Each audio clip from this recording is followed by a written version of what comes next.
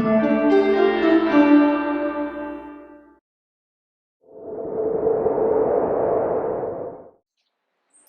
tema da mensagem de hoje é o seguinte: as nossas tribulações cooperam para o progresso do Evangelho. Assim nos diz a palavra do Senhor. Quero ainda, irmãos, cientificar-vos de que as coisas que me aconteceram têm antes contribuído para o progresso do Evangelho. De maneira que as minhas cadeias em Cristo se tornaram conhecidas de toda a guarda pretoriana e de todos os demais. A maioria dos irmãos, estimulados no Senhor por minhas algemas, ousam falar com mais desassombro a palavra de Deus. Alguns, efetivamente, proclamam a Cristo por inveja e por fia. Outros, porém, o fazem de boa vontade.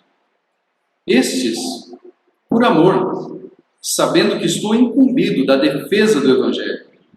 Aqueles, contudo, pregam a Cristo por discórdia, insinceramente, julgando suscitar tribulação às minhas cadeias.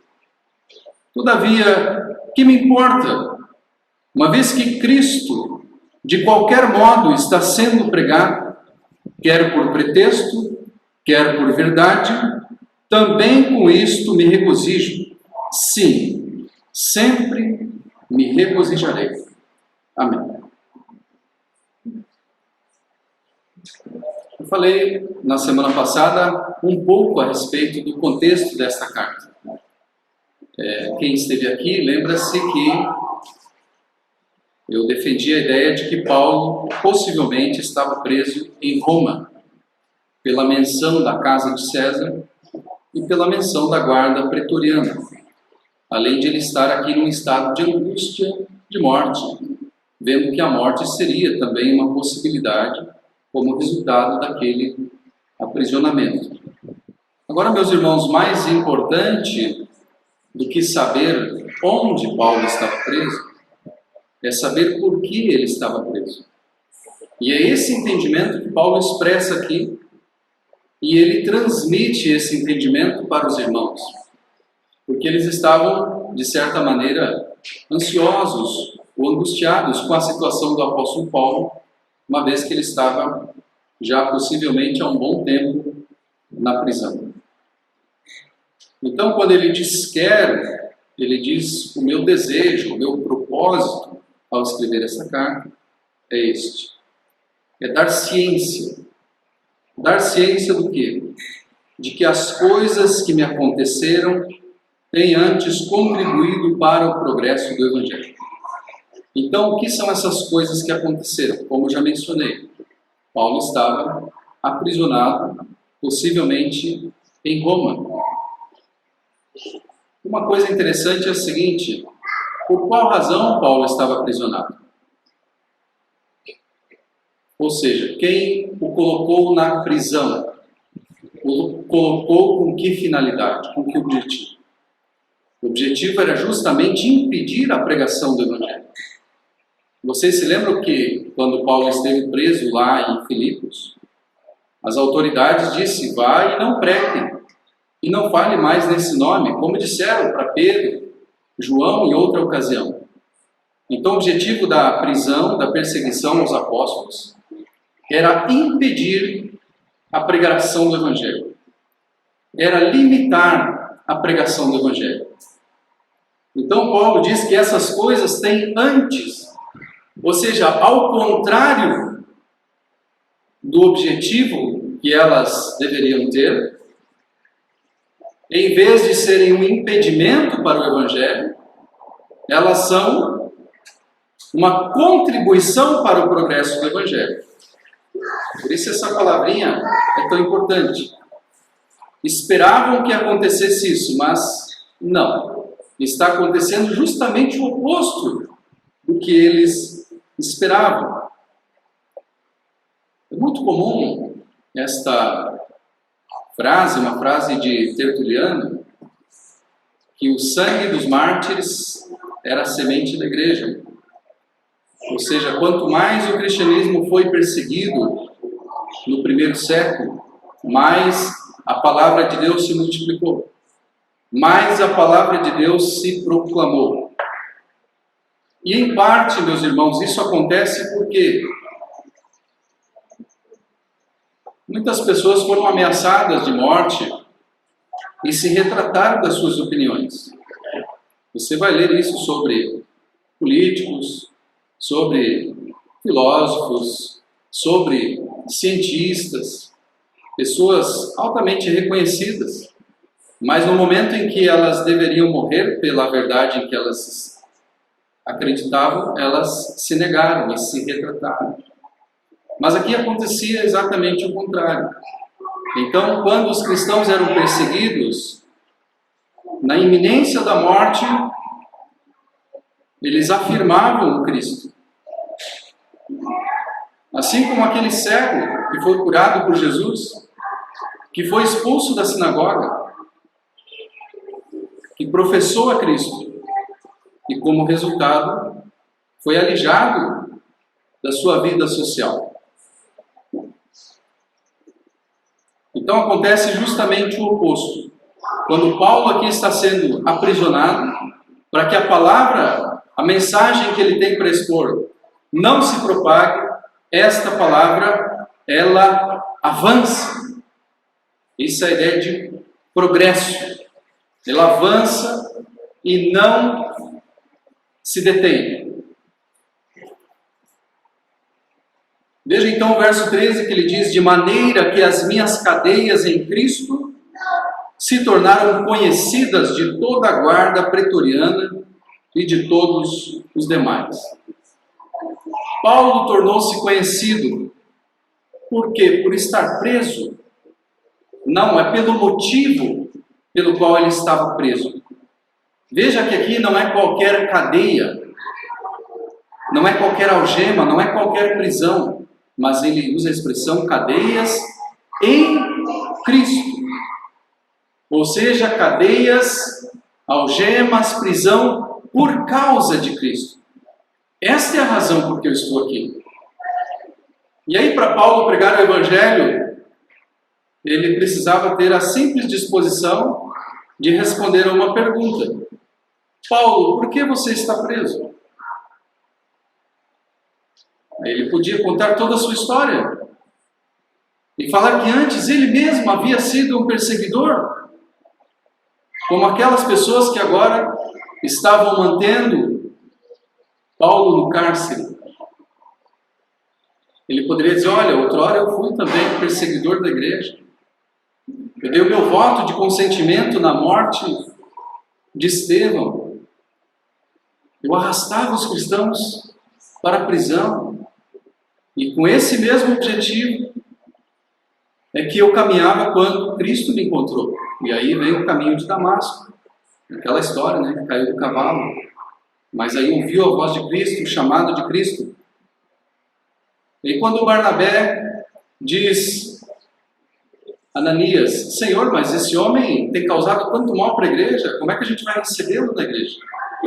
Aí o que Jesus diz? Eu vou mostrar para ele o quanto importa sofrer pelo meu nome. Então o chamado de Paulo era um chamado para viver e para sofrer pelo Evangelho. E esse é o entendimento que ele expressa nessa carta. Nós vamos estudar isso depois.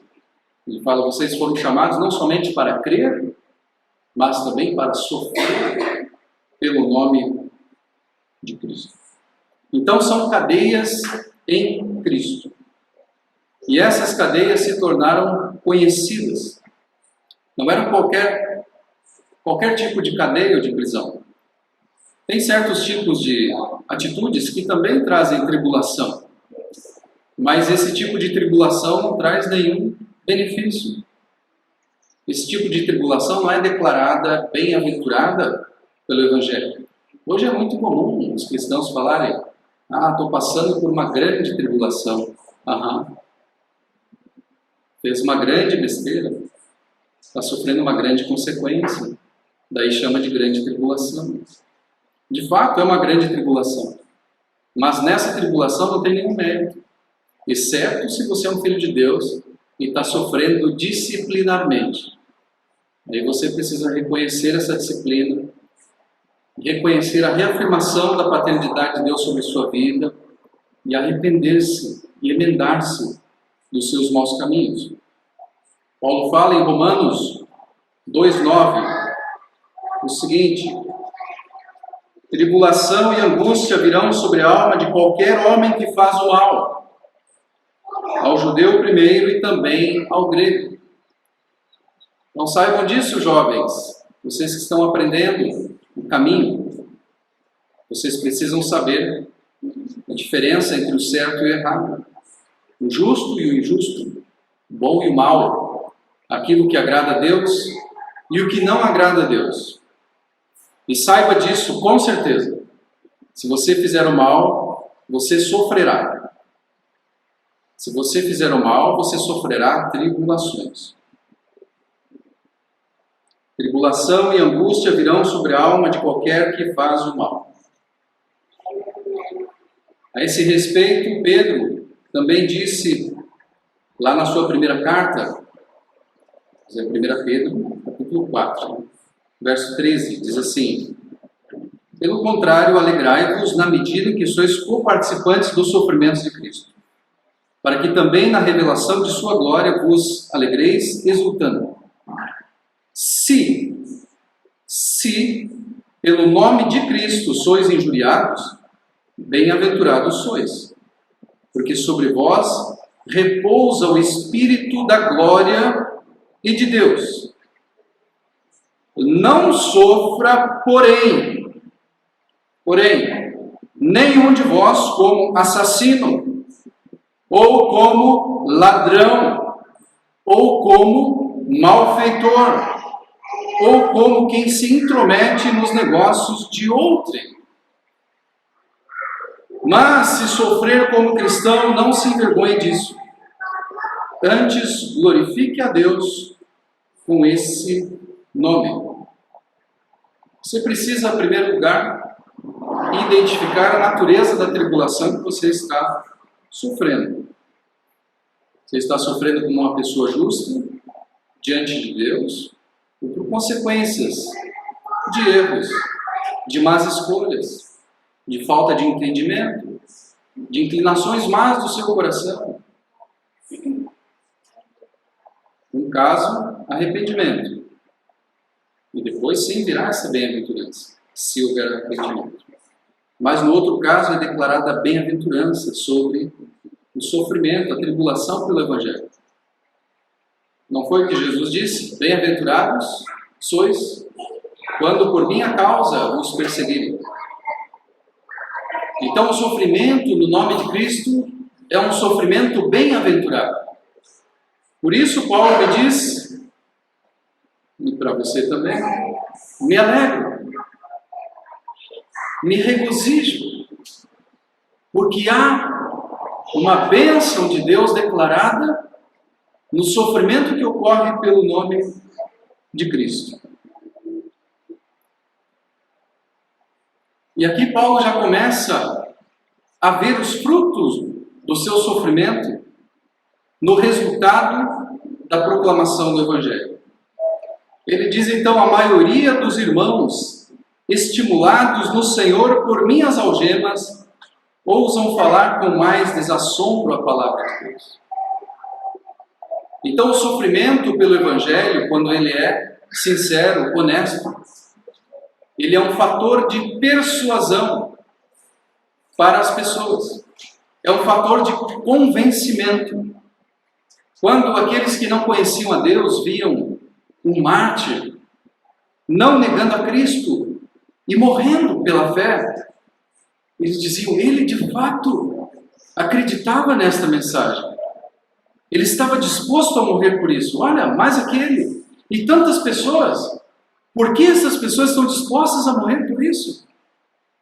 Então o sofrimento pelo Evangelho, meus irmãos, é um fator de grande persuasão a respeito do Evangelho. Ele atesta, você atesta com a sua vida, com o seu modo de vida, a verdade que você professa, até as últimas consequências. Mas nós saímos por aí em busca do nosso bem-estar, nos inclinamos para diversos prazeres mundanos, sofremos algumas consequências e dizemos: estamos em tribulação. Irmão, ore por mim. Nós precisamos evitar esse tipo de tribulação.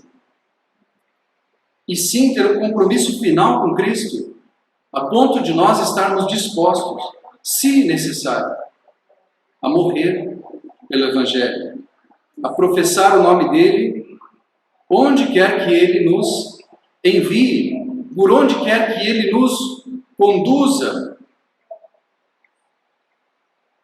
Então há aqui uma persuasão, mas essa persuasão se torna mais forte, e o sentimento de alegria se torna mais forte quando nós identificamos um fato muito interessante.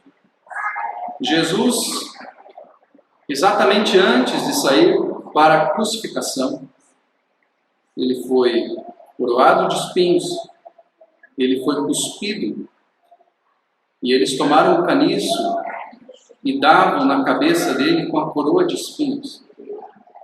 E Jesus estava lá no pretório, Mateus 27, 27. O pretório era o palácio de Pilatos, o palácio do governador. Provavelmente ali como se fosse um hall de entrada, uma área de baixo. Jesus sofreu também na mão dos pretorianos, na mão da guarda pretoriana. Assim como Paulo está aqui, aprisionado no pretório até que ele seja julgado. Eu fico imaginando assim a identificação de Paulo com Cristo. Ele podia pensar: Cristo esteve num lugar exatamente como esse lugar. Que honra para mim seguir os passos do meu Senhor. Que honra para mim seguir os passos do meu Mestre. E aí, meus irmãos, isso exercia então grande persuasão. E Paulo diz: a maioria dos irmãos. O que aconteceria hoje se os líderes da igreja fossem perseguidos?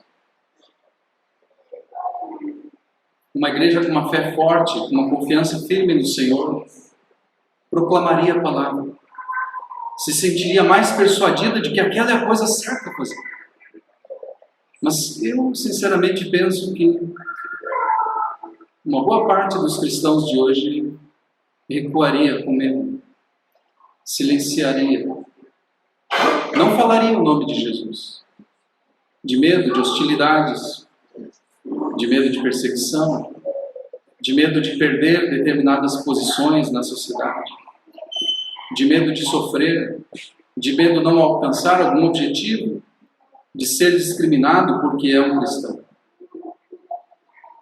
Mas aqui, irmãos, esses irmãos ousavam falar com mais desassombro. Desassombro aqui é exatamente essa ideia de sem medo. Corajosamente. Convictamente. Com certeza.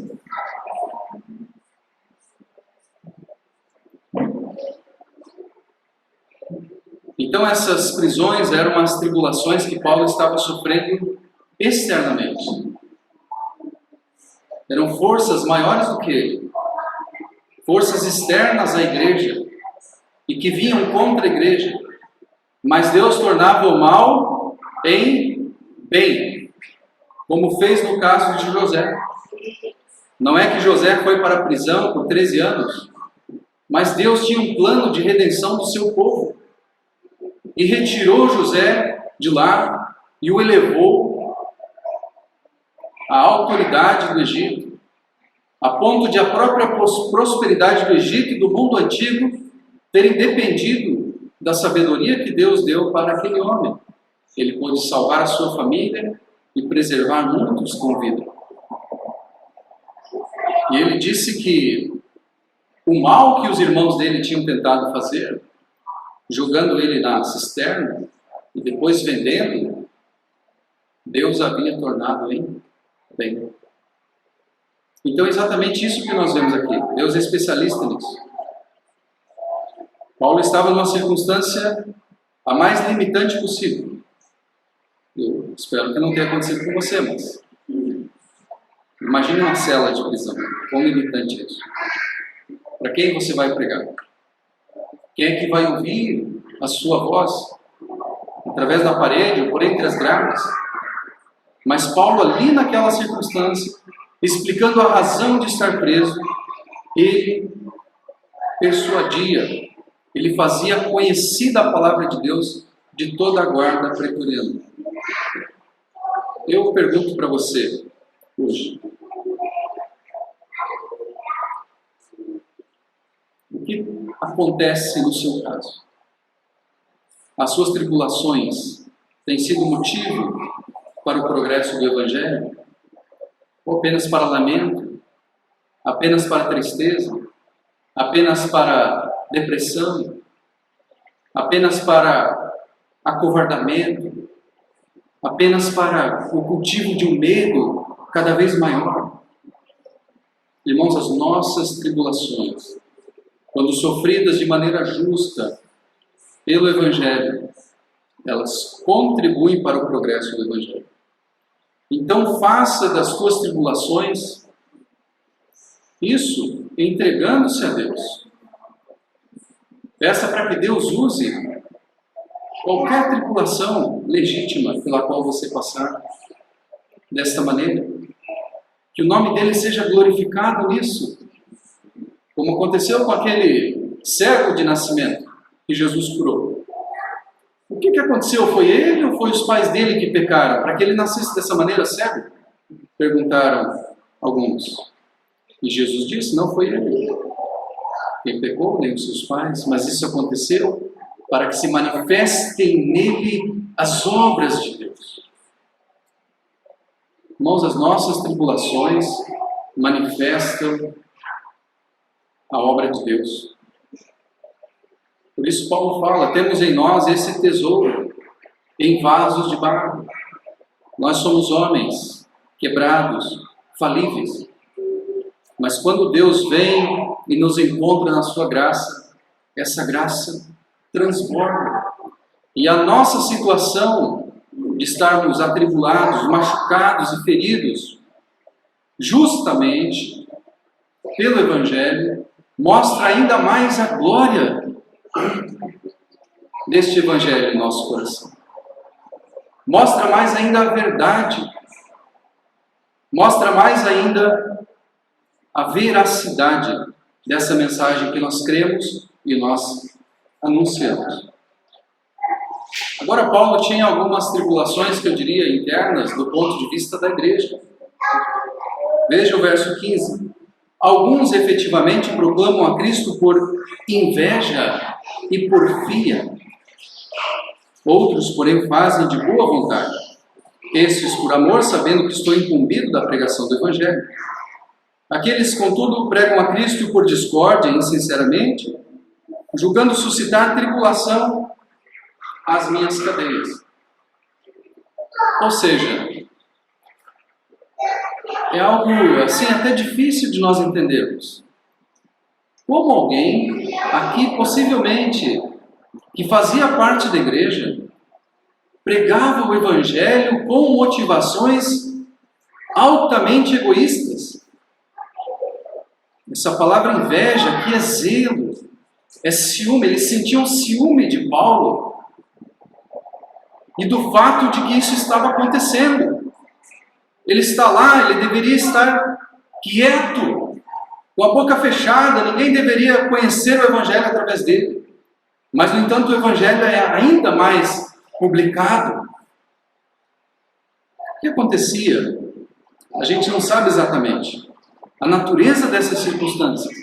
Mas eu digo para vocês, hoje muitas pessoas pregam o Evangelho insinceramente. Muitas pessoas que são mercenárias, veste um terno assim, né? Pega uma Bíblia na mão. Hoje, por exemplo, um senhor entrando numa igreja me cumprimentou. Disse a paz do Senhor, irmão.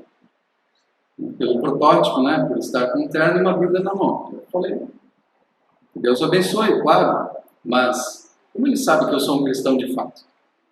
Será que só a minha o meu terno e o fato de carregar uma Bíblia me torna um cristão? Evidentemente, não. Então, muita gente anuncia a Cristo insinceramente. Você vai aí na internet, tem tanta gente falando, meus irmãos. E aí no finalzinho ali, ó, contribua aqui com a gente, faça a sua oferta. E sem contar todo esse mercado religioso que foi criado, que não há controle. Os espíritos são inquietos, são fanáticos, são loucos. Pessoas sem nenhuma autorização da parte de Deus, sem nenhum preparo. Imagina a gravidade desse pecado. Assim como esses homens aqui estavam fazendo. Por via, ou seja, rivalidade. Eles sentiam que Paulo era o rival deles. E eles usavam o Evangelho para tentar causar problemas para o apóstolo Paulo. Irmãos, eu acho, na verdade, que nenhum de nós está livre desse tipo de sentimento. Nem todos vão pregar aqui no púlpito, mas todos vão servir. Todos vão servir. Todo cristão é um sacerdote. Agora a questão é como você está servindo. Como está seu coração? Por que você está fazendo as coisas dessa maneira? Você está fazendo por inveja, por rivalidade, por ciúme, por zelo excessivo, por ambição egoísta, de maneira provocativa, para gerar contenda, altercação, enfim. Essa reflexão serve para nós pensarmos sobre a motivação pela qual nós servimos ao Senhor, como o apóstolo Paulo. Estes aqui, que serviam insinceramente, sendo perseguidos, certamente eles negariam o Evangelho. Diferente do apóstolo Paulo, diferente dos cristãos genuínos e verdadeiros. Então veja que os irmãos estes, por amor, e é isso que Deus espera de nós, que nós preguemos o Evangelho por amor a Cristo, por amor, aqui no caso a igreja, amor a Paulo, sabendo que sou incumbido da defesa do Evangelho. É assim como Paulo falou, eu estou preso, mas a palavra de Deus não está algemada. E o irmão poderia pensar isso, Paulo está preso, mas eu não estou preso. Eu vou lá onde Paulo não pode ir. Eu vou falar onde Paulo não pode falar. E eles vão ter que prender todos nós. Não é? Então era isso. Eles se sentiam animados e motivados a pregar o Evangelho por amor, ajudando Paulo na defesa do Evangelho. Irmãos, é isso que nós precisamos. Precisamos de líderes, oficiais que são fiéis, chamados por Deus, e de uma igreja também fiel, para que haja aí uma sinergia, não em relação à salvação, mas para que se juntem as forças, as motivações, os recursos, e a igreja seja forte, pungente. Esses dias, olhando ali para a igreja de Genebra, a Catedral de Saint-Pierre, uma coisa assim enorme, maravilhosa, está no centro da cidade, no lugar mais alto, é algo assim majestoso, e foi algo que foi feito muitos e muitos anos atrás, porque as pessoas pensavam de uma maneira diferente. A fé era o centro da vida delas. Irmãos, nós estamos muito longe do que aconteceu na Reforma Protestante. Embora nós nos chamemos reformados, estamos muito longe. O Evangelho precisa ser o centro da nossa vida, o motivo da nossa existência. E aí temos que fazer o que o autor dos Hebreus falou. Se desembarace do peso do pecado, deixe logo o pecado para trás. Você tem uma vida gloriosa para ser vivida na presença de Deus. Você tem uma missão gloriosa na qual engajar-se. Então não fique aí com sentimentos vários, com pequenas picuinhas, com intrigas, que é tão comum na igreja, Essas pequenas intrigas, eu concordo com esse, eu discordo daquilo, não sei o quê. A gente não precisa, irmãos, de nada disso. A gente precisa de Cristo sendo o nosso Senhor, o nosso cabeça. Cada um de nós fazendo o nosso papel. Nós agindo juntos, em unidade, como esta igreja aqui estava agindo.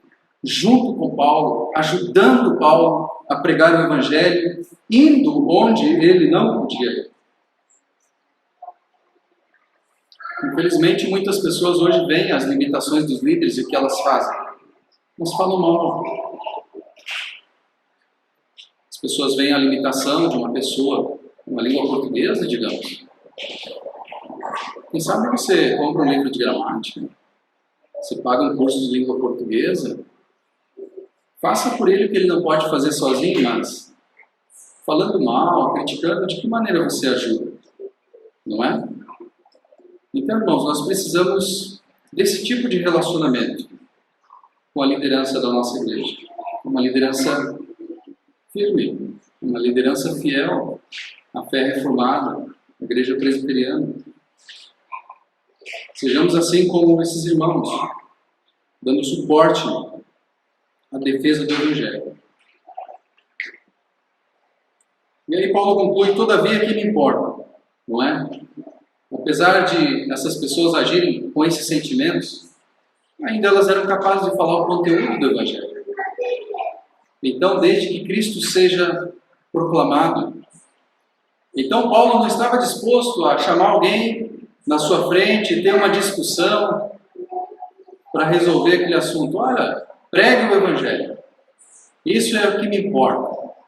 Pregue o Evangelho. Paulo passou por cima de todos os ataques dessas pessoas, de todas as motivações erradas pelas quais elas estavam fazendo isso, e alegrou-se porque, positivamente ou negativamente, ele era o motivo de o Evangelho estar sendo pregado. E isso alegrava grandemente o seu coração. Então, irmãos, a igreja, muitas pessoas vêm para ela pensando que é um lugar perfeito. Mas a igreja não é ainda um lugar perfeito.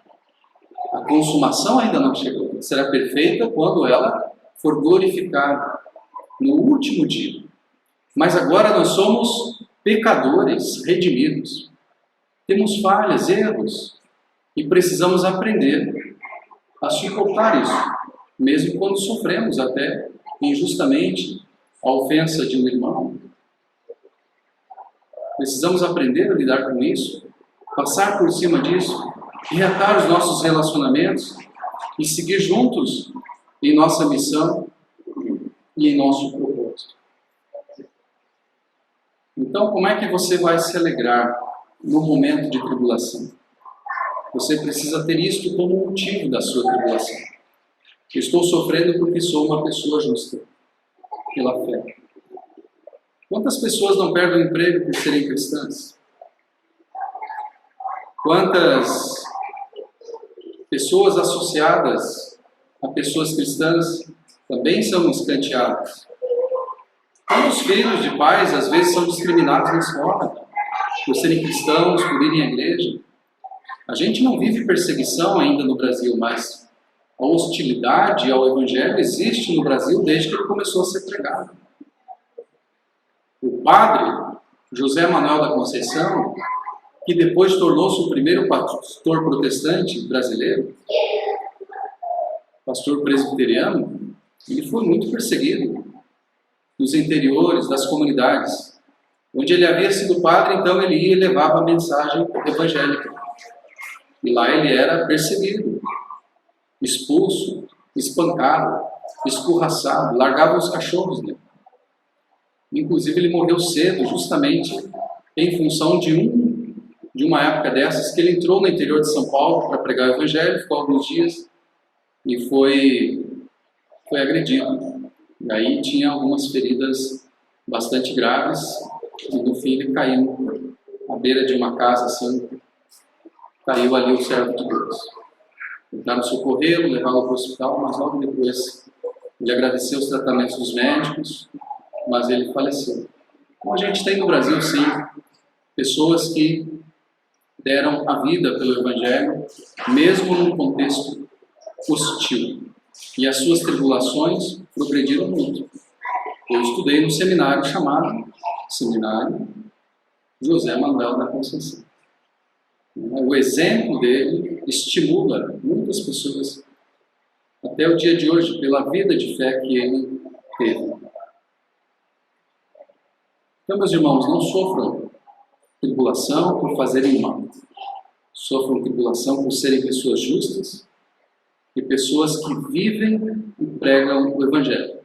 Nessa tribulação há uma declaração de bênção, de bem-aventurança da boca do próprio Cristo. E isto é motivo para nós nos alegrarmos. Por isso Paulo fala para essa igreja. É a carta da alegria, não é? Não é uma ironia? É também chamada de carta da alegria. Porque ele fala alegrar-vos, regozijar-vos, mas aí você vai estudar a situação que ele estava e as aflições que a igreja estava sofrendo em função de tudo que estava acontecendo. Mas ele dizia, alegrai-vos no Senhor. Outra vez vos digo, alegrai-vos. Então, meus irmãos, você está sofrendo por ter feito mal, tribulação, arrependa-se. Isso também pode redundar em glória para Deus, se você tiver um coração humilde. E se você está sofrendo tribulação pelo Evangelho, por ter agido honestamente, justamente, então alegre-se, porque há aí uma bênção de Deus declarada. E quando você se encontrar com Cristo, você vai ver que valeu a pena. Talvez você vai dizer assim, poxa, poderia ter pregado muito mais, né? Poderia ter ido em lugares mais difíceis. Poderia ter pregado em lugares mais perigosos. Poderia, quem sabe, ter sido ainda mais hostilizado. Quem sabe se eu tivesse ficado um ano a mais na prisão, poderia ter contribuído. Para Paulo, só o fato de estar ali vivo, ele fala isso, mesmo na prisão, ficarei na carne. E isso vai trazer progresso para vocês, para a igreja. Já era motivo de ele alegrar-se. Então, irmãos, mesmo em tribulação, se alegre, porque a sua tribulação como cristão, ela é motivo, ela contribui para o progresso do Evangelho. Vamos orar?